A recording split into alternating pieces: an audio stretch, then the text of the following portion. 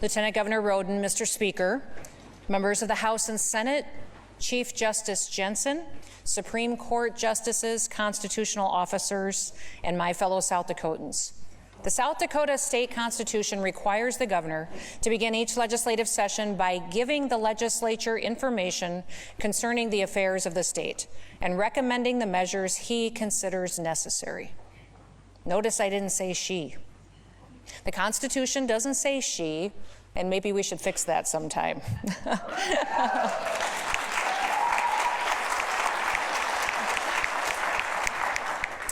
It's also the perfect time for me to come before you to let you know that I am a brand new grandmother. I have a new grandbaby.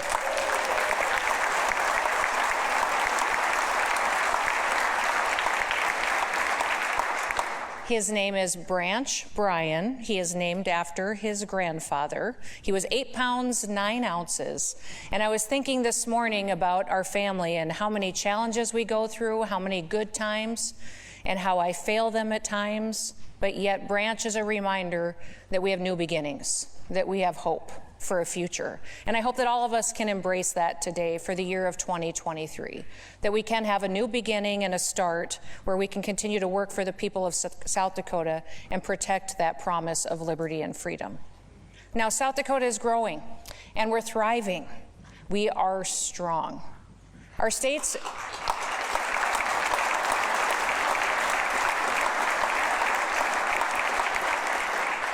state's agriculture industry is now a $32 billion industry. It's responsible for 1 in 5 jobs in our state. We need to continue to preserve agriculture's future. You know, tourism, financial services, and other industries are also growing as well. That's all great news. Today I'm going to share with you how our state has become the #1 state for individuals, for families, and businesses to build the American dream. Now, we've also promoted our state, and we've promoted stronger families, and we're also going to continue to secure South Dakota far into the future. We are #1 in the nation for personal income growth over the past several years. That is how South Dakotans build the American dream, by working hard and earning more than they have before. We have the fastest growth of housing developments in the entire country. We have the most family-owned businesses of any state. That's part of how we make families stronger.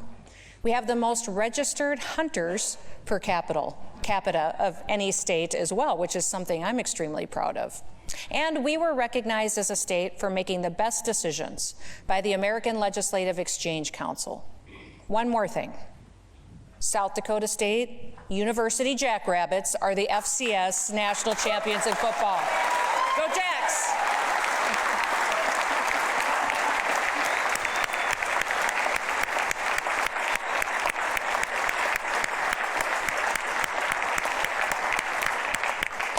I understand the team's going to be with us next week, so that'll be a fun day to celebrate as well.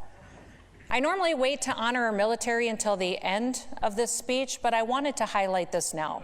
We are the #1 state in a nation to live and to work as a soldier, an airman, and a veteran. That is how we make South Dakota safer and more secure for the future. Both our Army and our Air Guard units have led the nation. They're winning award after award for the best units in this country. Just this past month, we deployed the 109th Regional Support Group to the Middle East as part of Operation Inherent Resolve. But the National Guard stands ready right here at home, too. When the winter snow and bitter cold hit our state just before Christmas, the men and women in uniform took time away from their families in need across their state. They went and helped other communities and individuals who needed assistance to get through that bitter cold. They went to our reservations that asked for assistance and needed it as well. Would everyone who is here that is a veteran or serves in the National Guard please rise so you can be recognized and thanked by all of those here in attendance today?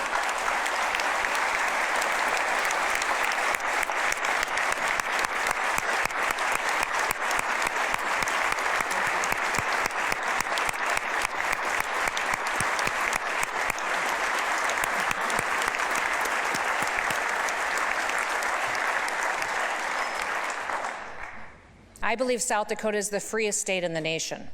We fight to defend our constitutional rights. We ensure that every South Dakotan has the right to life, liberty, and the pursuit of happiness. But here's what I love about South Dakota. We never settle. We never sit back and say, that's good enough. We turn challenges into opportunities. Together, I want us all to take on the challenge of making South Dakota #1 in growth, tax climate, work ethic, and building and supporting strong families.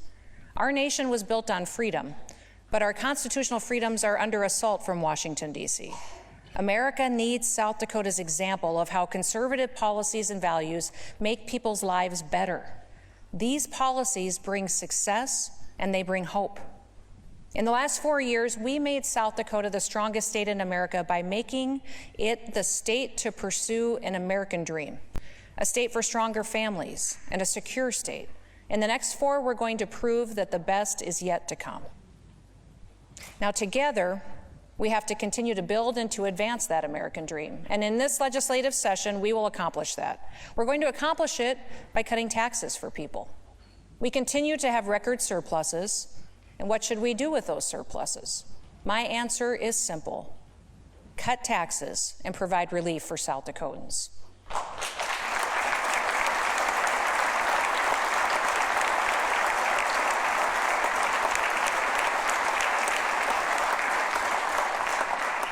Now, I've been to a lot of grocery stores over the state for the last many months.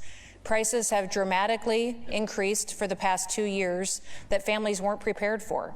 And when they see the final bill at the end of the checkout line, they're astonished. When I was standing there at dozens of grocery stores running the checkout line, talking to people, about 1 out of every 4 shoppers had to go put something back on the shelf because they didn't have enough money to pay for it. It was shocking. Folks, listen, South Dakotans need this relief. And it's not up to us to pick and choose how they use their extra dollars that are in their pocket. By cutting the sales tax, we will help every single family in this state, and then they have the freedom to decide how to use those dollars to meet their needs in their family. And again, isn't South Dakota all about embracing freedom and helping every single person, not just picking winners and losers? Now, Fair Market is a store in Sioux Falls. It provides a special service to those who need it. They offer groceries for about half the price that you see in a typical grocery store. Kristen Johnson recognized the need for affordable groceries in her community, so she opened up Fair Market in early 2021. She's had to relocate. She's expanded multiple times as demand grew, and just last month they opened a second location on the west side of Sioux Falls. When I visited their store, I met customers who were so grateful for the opportunity that Fair Market provides. Because many of their groceries are reclaimed, that means that they've had a branding change. Maybe it's a damaged can, maybe it's a seasonal good, or maybe it's because there's a market surplus. But because they are reclaimed, there's always something new and unique and more affordable for customers. Many of these customers enjoy looking in the store, hunting for unique finds. Now, Kristen, with her husband Greg, and Danelle, who works for them, are here today. Would you all please stand where you are? They're right over here.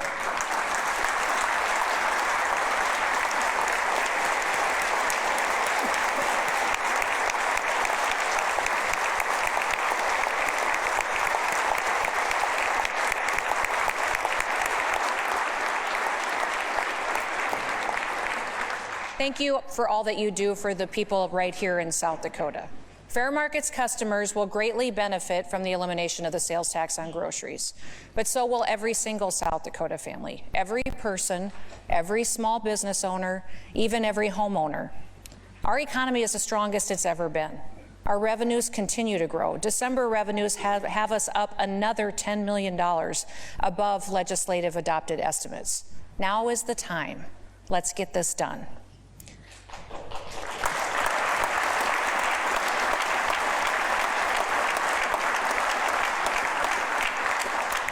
South Dakota's economy has been thriving over the past few years, but with that, we've experienced some growing pains.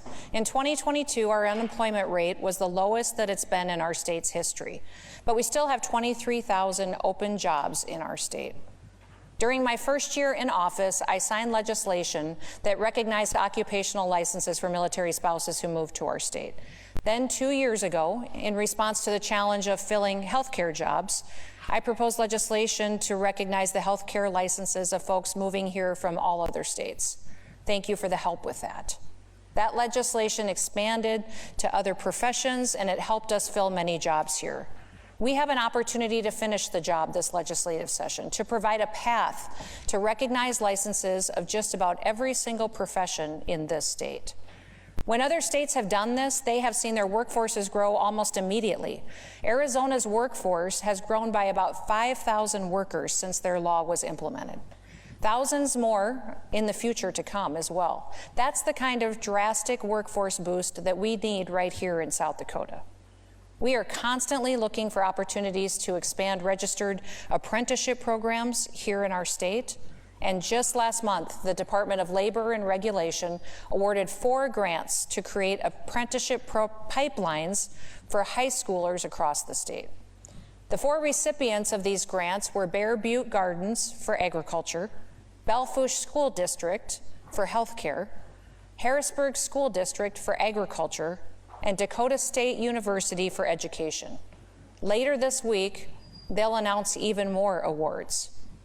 More and more businesses are realizing the value of these apprenticeship programs. I want to highlight Lemonade Butcher Shop in Lemon, South Dakota, which was incorporated an apprenticeship program to hire and to train new staff. They initially hired one employee named Jesse, who is now supervising more people that are going through that program. That allowed the owner this year, for the very first time, to take his first vacation.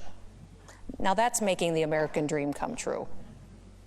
Howe Incorporated in Sioux Falls has used apprenticeships to build their workforce for decades. When they gave me a tour of their apprenticeship program, it was so impressive. It was incredible.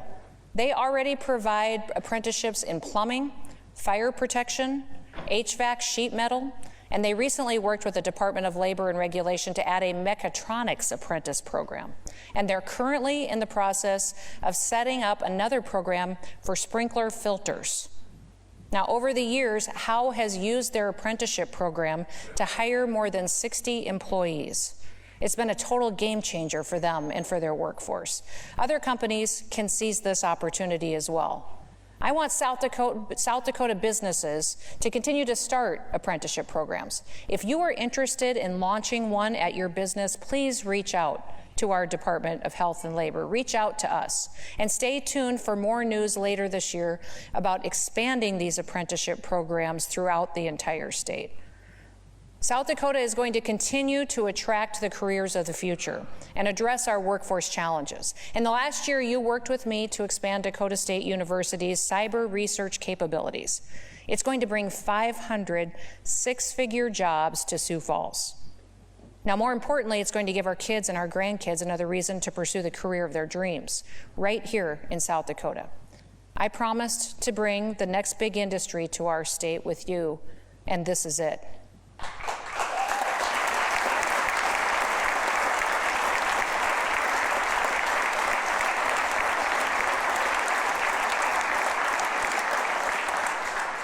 In the last year, we also broke ground on the largest economic development project in our state's history. GEVO's Net Zero 1 site in Lake Preston is the first ever billion-dollar investment in South Dakota. They will literally turn corn into jet fuel, as impossible as that sounds. But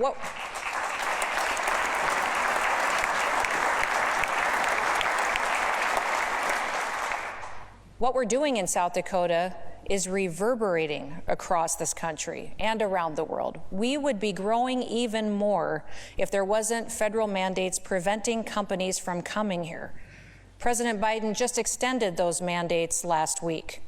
We're in touch with a company in Canada that wants to move their business to the Black Hills. I can't share a lot of details with you yet, but we're very excited about this company.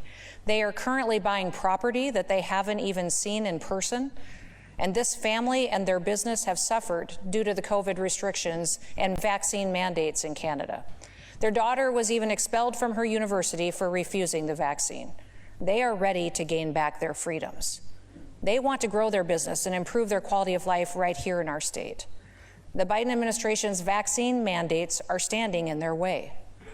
We are going to help them, and we're going to help them start a new beginning right here in South Dakota and embrace their freedom again. And we aren't just bringing new businesses to South Dakota. Our existing businesses are growing and they're thriving. Valley Queen and Millbank broke ground this year on a $200 million expansion that will create an additional 140 jobs for that community. South Dakota's total milk production has risen 11% in the last year. That's going to continue to increase once this facility is completed. The Governor's Office of Economic Development has facilitated $1.7 billion in new economic investments in South Dakota over the last year. That has created 2,400 new jobs. In fact, in my first term, we delivered more economic investment in South Dakota than the previous 10 years combined. That's the kind of success that you only see in a state where government is limited, where personal responsibility is central to everything and the private sector is unleashed.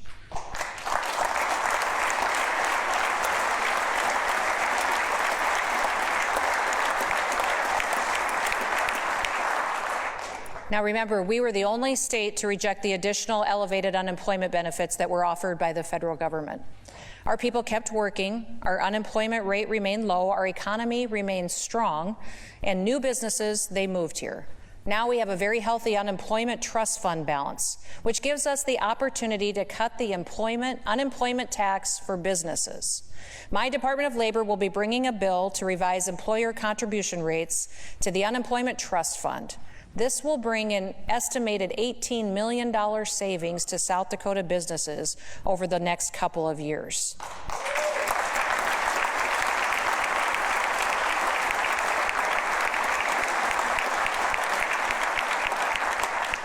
We're continuing to break records for tourism. It's no secret that folks have been visiting South Dakota by the millions, and that many of them first heard about us during the pandemic. In 2020, we broke the record for the most visitors to South Dakota state parks. In 2021, we shattered that record and broke the record for visitor spending as well. Now, we don't have the final data yet, but it looks like South Dakota set another record for visitor spending in 2022. Our airport arrivals increased by about 10% over last year, and even with nationwide inflation and increases in gas prices, visitors continued to choose South Dakota. Our economy is reaping the benefits, and in fact, tourism revenue, it decreases the tax burden by $1,000 per South Dakota family. The tourism industry also supports 57,000 jobs in our state. This year, the Department of Tourism will launch a dedicated Native American tourism marketing campaign. Beginning in 2023, bus tours will begin bringing domestic and international visitors to Pine Ridge, to Rosebud, Standing Rock, and Milks Camp. We will continue to emphasize telling tribal stories. They are a key part of our state's rich history and heritage. I'm excited to share that with the world. People who visit South Dakota, they also come here to hunt and to fish. Access to hunting opportunities has never been greater. Since I took office, more than 50,000 private acres have become available for public hunting above and beyond when I was in office. 15,000 new habitat acres have been added to promote strong wildlife numbers. Momentum continues to build, and our most recent pheasant harvest shows more total birds and birds per hunter than the 5-year average. And in 2022, we set a record for the most non-resident fishing licenses sold. Every year, more and more South Dakota youth are participating in our Nest Predator Bounty program. Youth participants jumped up to 32% of the total program participants this year. These kids are discovering a passion for being outdoors and enjoying spending time with family and friends. When tourists, when hunters and fishermen come to South Dakota, they're not just pursuing big game wildlife or the catch of a lifetime. They are literally pursuing happiness, a break from their day-to-day lives, moments with their families and the excitement of new adventures in the great outdoors. They are choosing South Dakota, and visiting us creates memories that will last a lifetime.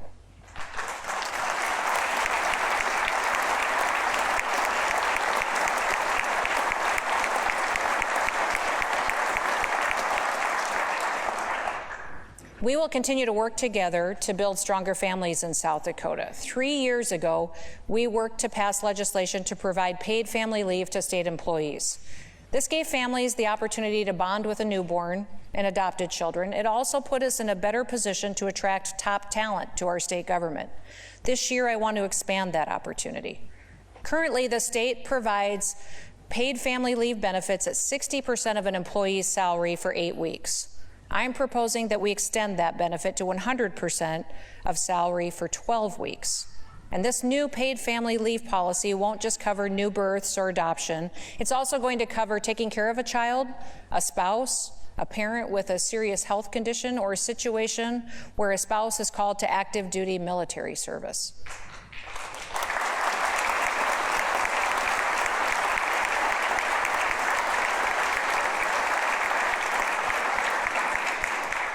This will be a tremendous opportunity to provide a benefit for our state employees.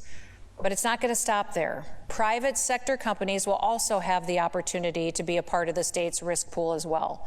This will make it much cheaper for companies here to offer benefits to their employees. And the more people that buy in, the lower the costs will be for everyone.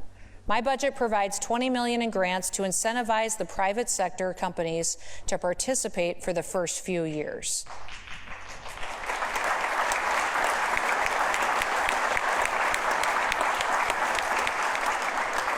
My budget also proposes $1.1 million to help give pregnancy and postpartum care for moms who are Medicaid recipients.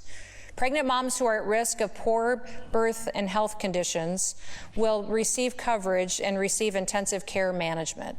This will help moms have a healthy pregnancy, and this care will extend after birth.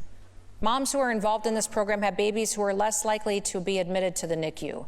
And after birth, these moms will be able to join the Bright Start program, which you all helped provide funding for last year. This proves our commitment to helping moms and families through whatever situation that they may face. We are going to help them and their babies both before birth and after.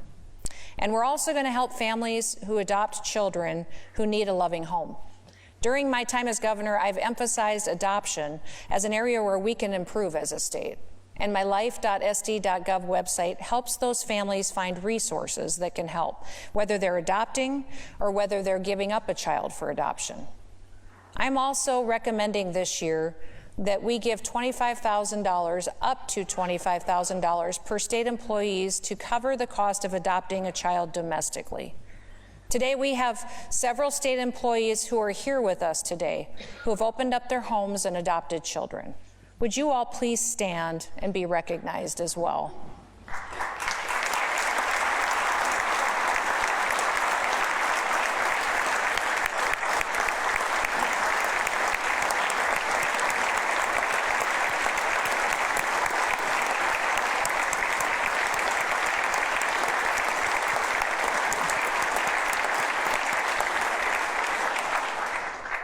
We all should be able to agree that children deserve to have a permanent, loving home.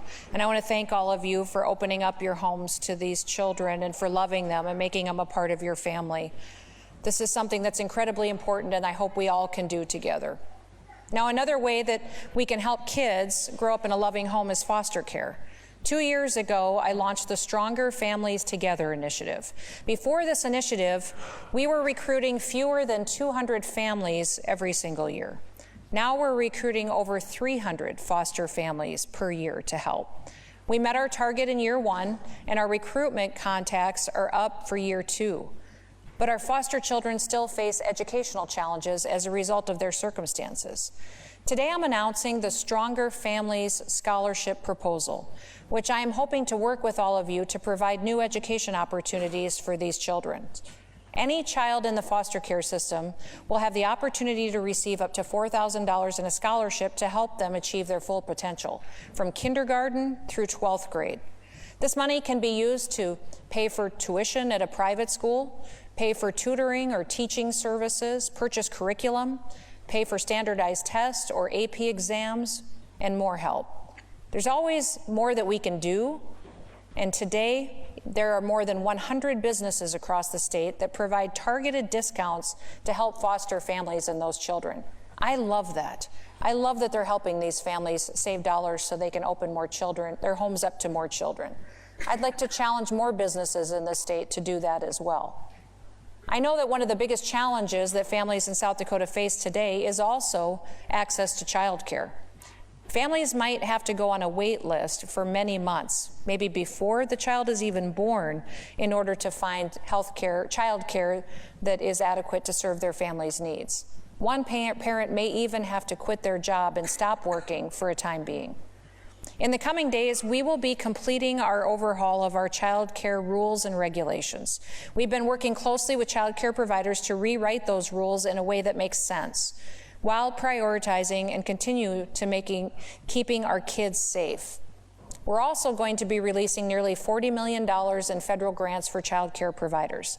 We had several meetings with providers so that those grants would target exactly what they needed, from new technology to startup funds to quality initiatives. We also heard, though, about these child care providers and the challenges they face with workforce. We're going to help tackle this by making it more attractive to work in the child care field. Currently, child care providers struggle to give benefits to their employees. So we will be partnering with the South Dakota Farm Bureau to fix that. Today, we have with us some of the leadership team from Farm Bureau who's helping us make these health benefits possible. Would you all please stand and be recognized as well for opening up this opportunity for so many families?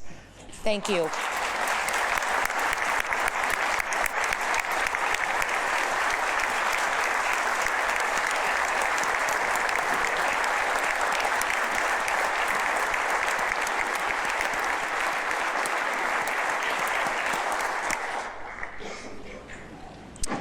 Through all of these efforts, we are making it clear that South Dakota prioritizes stronger families and giving families more options at home. Now, we live in the strongest and the greatest nation in the history of the world. With that greatness comes unique challenges, but we aren't afraid of challenges. As President Harry S. Truman famously said, America was not built on fear. America was built on courage, on imagination, and an unbeatable determination to do the job at hand. Perhaps the greatest external challenge facing the United States is the Chinese Communist Party. They are using a popular app called TikTok to gather data on the American people and our people right here in South Dakota. It's possible they are using this app to gather users' keystrokes, which means that the Chinese Communist Party could have access to the financial information of tens of millions of Americans. It's an unacceptable security threat coming from a nation that hates America. Now, a little over a month ago, I signed an executive order banning TikTok for state government. And in doing so, South Dakota began an important movement. More than 20 different states have since taken action. Congress recently passed legislation to reflect this policy for the federal government as well. They all followed our lead, and that's the power of the example that South Dakota is setting for the nation. That's the responsibility that we all need to take seriously. People are watching what we do.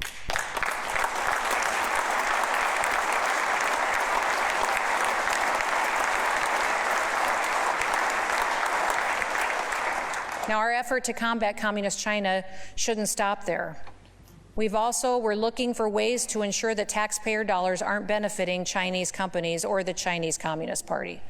And I'm working with Senator Tobin and Representative Kamak on legislation to block purchases of South Dakota ag land from nations that hate us. This legislation is going to create a board called the Committee on Foreign Investment in the United States, South Dakota, or CFIUS-SD. This new board will include ag experts, national and state security experts, and legal counsel. It will review any purchase, lease, or transfer of South Dakota agriculture land by a foreign person, company, or entity, and make its recommendation to the governor whether the purchase should be approved. That's the kind of decisive action that we need. We all know what happened to our neighbors to the north, where a Chinese affiliate purchased land near a critical infrastructure to our national security. We cannot allow that to happen here. We can't allow Chinese interests to purchase any South Dakota ag land, much less any land near any military base or critical state infrastructure. South Dakota is going to set the example here too as well. Now, other states are already examining our legislation with plans to replicate it. I look forward to working with all of you and us getting it done to protect South Dakota and to protect the United States of America.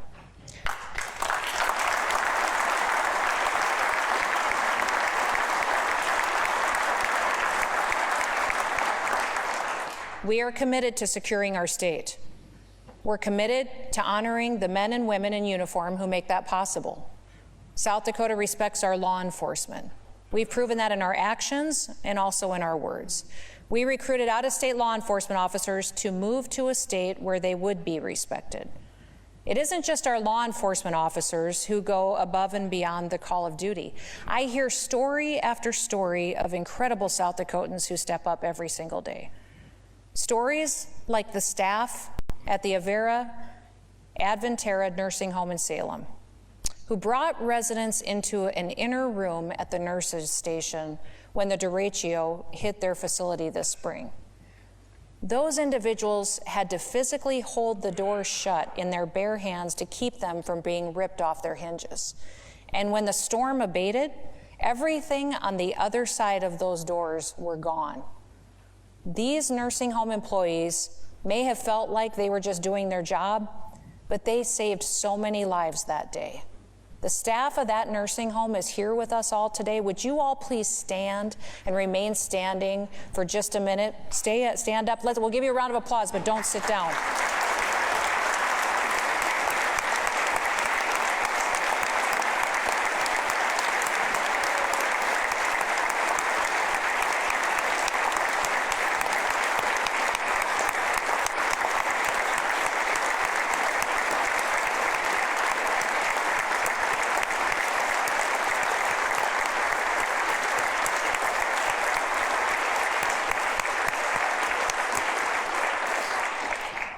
I want them to stay standing for a little bit.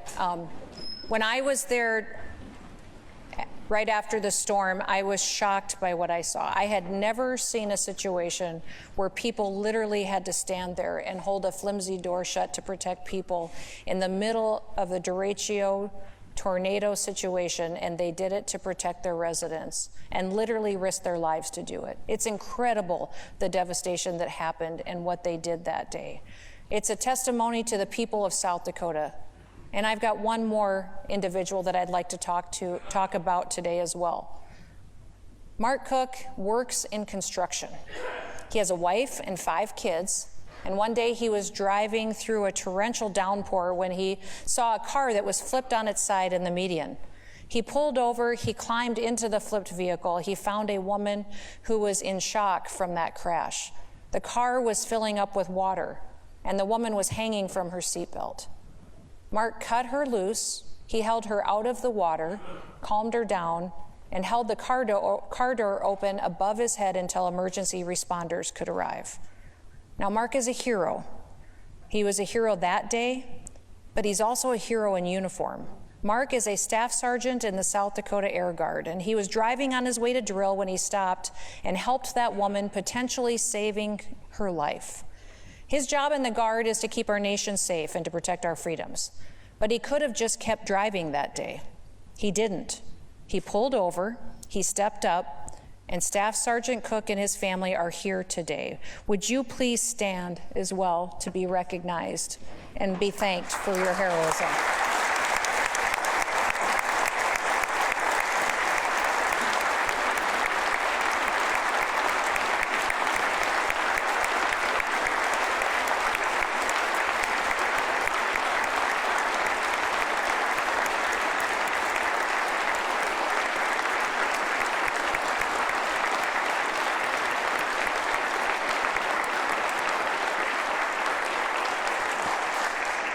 Stay standing. Today I want to honor both the staff at Avera, Adventera, and Salem, and Staff Sergeant Mark Cook with the Governor's Award for Heroism. Thank you so much for being incredible witnesses to the extent to which South Dakotans will go above and beyond to protect and to serve each other. Thank you and congratulations on this award, and thank you for all that you do for your communities.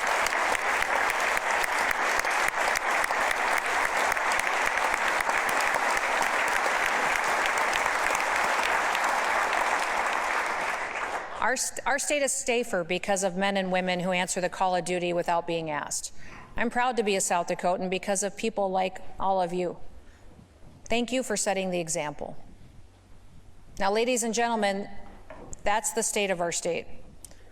For 4 years now, we have made South Dakota the state where anyone can come here and build their American dream. We've strengthened families, we've secured this state, and we have built here in the last 4 years exactly what our founding fathers envisioned when they created our nation.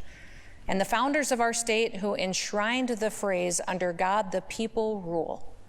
We are just getting started.